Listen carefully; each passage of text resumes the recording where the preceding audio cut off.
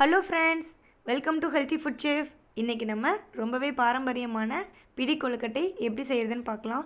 ரொம்ப சாஃப்டான, ரொம்ப டேஸ்ட்டாக இருக்கும். ரொம்ப சிம்பிளான ப்ரொசீஜரும் கூட. இது என் அம்மாவோட ரெசிபி. கண்டிப்பாக ட்ரை பண்ணி பாருங்கள். ரொம்பவே சூப்பராக இருக்கும். இப்போ எப்படி செய்கிறதுன்னு பார்க்கலாம். 2 கப் அரிசி மாவு எடுத்துக்கோங்க. அதில் 1 கப் அளவு தண்ணியை லைட்டாக மாவு மேலே தெளித்து விட்ட மாதிரி மாவு லைட்டாக பரட்டி விட்டுக்கோங்க. ரொம்ப தண்ணி நிறையா ஊற்றி பெசரிடக்கூடாது.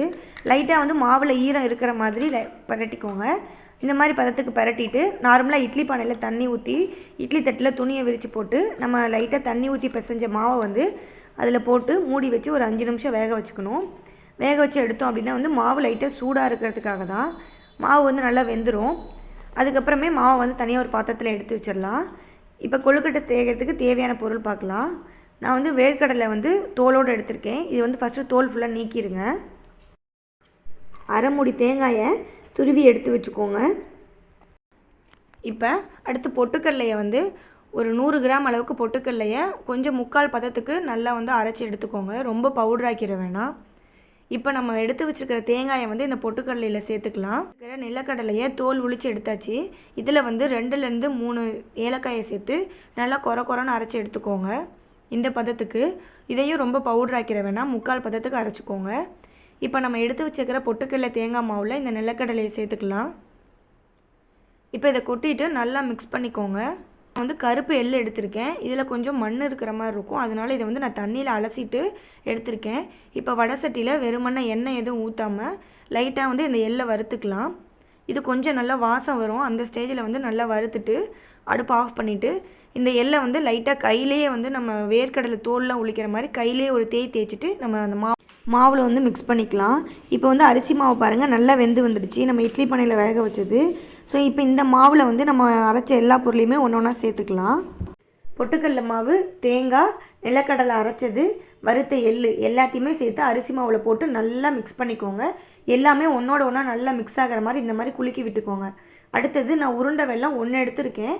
ஒரு அச்சு நல்லா தூளாக நீங்கள் பவுடராக நல்லா தட்டி வச்சுக்கணும்.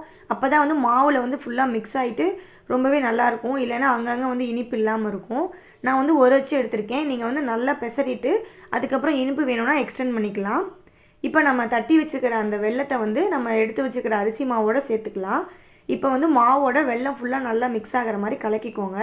நான் வீட்டில் செஞ்ச பட்ரு பாருங்கள் எவ்வளோ நல்லா இருக்குன்னு. பட்ரு எப்படி வீட்டிலேயே சுத்தமாக செய்கிறது, சுத்தமான நெய் எப்படி பண்ணுறதுன்னு நான் லிங்க் இதோட இதில் கொடுக்குறேன். நான் ஆல்ரெடி நம்ம சேனலில் வீடியோ போட்டிருக்கேன். அதை கூட பார்த்து தெரிஞ்சுக்கோங்க. இப்போ ஒரு 2 டு 3 ஸ்பூன் அளவுக்கு நெய்யை காய்ச்சி நம்ம எடுத்து வச்சுருக்கிற மாவில் இதை ஊற்றிக்கலாம். இது நல்ல வாசமும் டேஸ்ட்டும் கொடுக்கும், உடம்புக்கும் ரொம்ப நல்லது. இப்போ எல்லாத்தையுமே நல்லா மிக்ஸ் பண்ணிக்கோங்க. சூப்பரான கொழுக்கட்டை மாவு ரெடி ஆகிடுச்சு பாருங்கள்.